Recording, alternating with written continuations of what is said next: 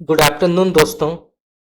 आज क्रिया की परिभाषा, उसके प्रमुख भेद और उसके महत्वपूर्ण उदाहरण की चर्चा करेंगे। क्रिया भी अत्यंत एक महत्वपूर्ण विषय है। ज़्यादातर प्रतियोगी परीक्षाओं में यहाँ से कई प्रकार के प्रश्न पूछे गए हैं, तो इसके बारे में जानना जरूरी है। और इससे पहले हमने संज्ञा, सर्वनाम और विशेषण से जुड़े महत्वपूर्ण परिभाषा, भेद और उदाहरण की चर्चा की थी। और इससे पहले भी हमने हिंदी व्याकरण के अत्यंत ही महत्वपूर्ण टॉपिक जैसे पर्यायवाची शब्द, अनेकार्थक शब्द, विलोम शब्द, मुहावरे और लोकोक्तियों की भी चर्चा की थी। तो अगर आपने अभी तक मेरे पहले के क्लासेस नहीं देखे हैं तो आप जाके देख सकते हैं। तो चलिए शुरू करते हैं। क्रिया। क्रिया एक महत्वपूर्ण व्याकरणिक तत्व है जो वाक्य में कार्य, घटना या अवस्था को दर्शाती है। क्रिया वह शब्द है जो यह बताता है कि कर्ता वह जो कार्य कर रहा है, क्या कर रहा है, किस अवस्था में है या उस पर क्या प्रभाव पड़ रहा है। क्रिया के बिना वाक्य का कोई अर्थ नहीं होता। चलिए अभी क्रिया की परिभाषा की चर्चा करते हैं। क्रिया वह शब्द या शब्द समूह है जो किसी कार्य के होने की अवस्था या कर्ता के द्वारा किसी कार्य के किए जाने को व्यक्त करता है। उदाहरण के तौर पर राम स्कूल जाता है। यहाँ जाता है क्रिया है जो राम के द्वारा की गई क्रिया को दर्शा रहा है। गाड़ी चल रही है। यहाँ चल रही है क्रिया है जो गाड़ी की अवस्था को दर्शा रही है। चलिए अभी क्रिया के प्रमुख भेदों की चर्चा करते हैं जो ज्यादातर प्रतियोगी परीक्षाओं में कई बार पूछे गए हैं, तो इसके बारे में जानना जरूरी है। क्रिया के मुख्यतः दो प्रमुख भेद होते हैं। सबसे पहला सकर्मक क्रिया और दूसरा है अकर्मक क्रिया। इसके अतिरिक्त क्रियाओं के अन्य भेद भी होते हैं जो क्रिया के प्रकार और उसके उपयोग के आधार पर होते हैं। सबसे पहले सकर्मक क्रिया की चर्चा करते हैं। जब किसी क्रिया को पूरा होने के लिए कर्म की आवश्यकता होती है तो उसे सकर्मक क्रिया कहते हैं, अर्थात ऐसी क्रिया जिसमें कर्ता और क्रम दोनों होते हैं। उदाहरण के तौर पर मोहन ने खाना खाया।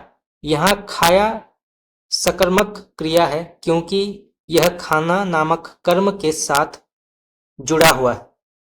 राधा ने किताब पढ़ी। यहाँ पढ़ी सकर्मक क्रिया है और किताब इसका कर्म है। तो आप इसको नोट कर सकते हैं। यहाँ से कई प्रकार के प्रश्न जो हैं कई बार परीक्षाओं में पूछे गए हैं। जैसे इसके परिभाषा के बारे में कई बार प्रश्न पूछा जाता है, तो इसके बारे में जानना जरूरी है और इसके भेदों के बारे में भी प्रश्न पूछा जाता है। चलिए अभी अकर्मक क्रिया की चर्चा करते हैं। जब किसी क्रिया को पूरा होने के लिए कर्म की आवश्यकता नहीं होती तो उसे अकर्मक क्रिया कहा जाता है। यह क्रियाएं केवल कर्ता पर निर्भर होती है और उनके साथ कोई कर्म नहीं होता। उदाहरण के तौर पर सूरज उगता है। यहाँ उगता है अकर्मक क्रिया है क्योंकि इसमें कोई कर्म नहीं है। बच्चा सो रहा है। यहाँ सो रहा है अकर्मक क्रिया है। क्रिया के अन्य भेद भी हैं। तो सबसे पहले आता है सहायक क्रिया। सहायक क्रियाएं मुख्य क्रिया की पूरक होती हैं और समय, काल या अवस्था को व्यक्त करती है। ये स्वयं में पूर्ण क्रिया नहीं होती बल्कि मुख्य क्रिया के साथ जुड़कर वाक्य का सही अर्थ व्यक्त करती है। उदाहरण के तौर पर वह लिख रहा है। यहां रहा है सहायक क्रिया होती है, तो आप इसको नोट कर सकते हैं, ये परीक्षा में आ सकता है। और दूसरा उदाहरण है राम स्कूल गया है, तो यहां गया है सहायक क्रिया है, तो आप इसको नोट कर सकते हैं। इसके बाद आता है कर्तृवाचक क्रिया। तो यहां पर जो क्रिया में यह बताया जाता है कि कर्ता स्वयं कार्य कर रहा है, तो उसे कर्तृवाचक क्रिया कहते हैं।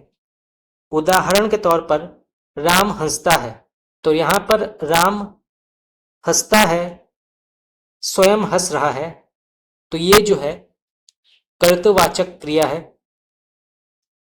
इसके बाद आता है भाववाचक क्रिया।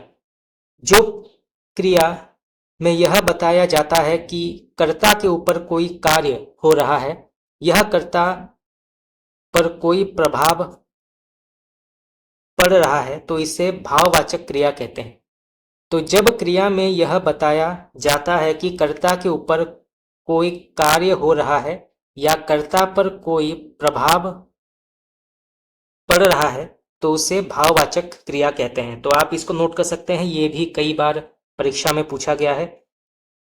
उदाहरण के तौर पर राम से गिलास टूट गया, यहां टूट गया भाववाचक क्रिया है, क्योंकि यह कर्ता पर हो रहे कार्य को दर्शा रहा है। इसके बाद आता है अनित्य क्रिया। जो क्रिया किसी अनिश्चित समय या अवसर पर घटित होती है, वह अनित्य क्रिया कहलाती है। उदाहरण के तौर पर जब वह आएगा तब हम जाएंगे, यहां आएगा और जाएंगे अनित्य क्रियाएं हैं, क्योंकि यह भविष्य में होने वाली क्रियाएं हैं। तो जो निश्चित नहीं है उसको जो है अनित्य क्रिया कहते हैं। इसके बाद आता है विधेयर्थक क्रिया। जब क्रिया में यह संकेत होता है कि कार्य संभव है, तो उसे विधेयर्थक क्रिया कहते हैं। उदाहरण के तौर पर वह आ सकता है, यहां आ सकता है विधेयर्थक क्रिया है। चलिए अभी निष्कर्ष की बात करते हैं क्रिया की। क्रिया हिंदी व्याकरण में एक अनिवार्य अंग है जो किसी वाक्य के अर्थ या संरचना को पूरा करती है। क्रिया के विभिन्न भेदों के माध्यम से हम किसी कार्य, घटना या अवस्था के बारे में सही जानकारी प्राप्त कर सकते हैं। तो दोस्तों आज के लिए इतना ही।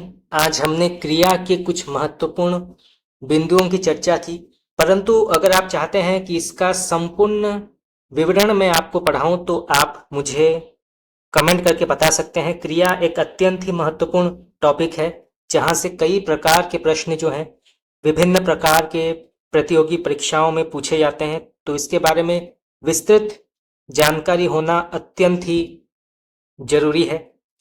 तो आज के लिए इतना ही। अगर आप लोगों को मेरा क्लास पसंद आया तो आप मुझे कमेंट करके बता सकते हैं। आपका बहुत बहुत धन्यवाद।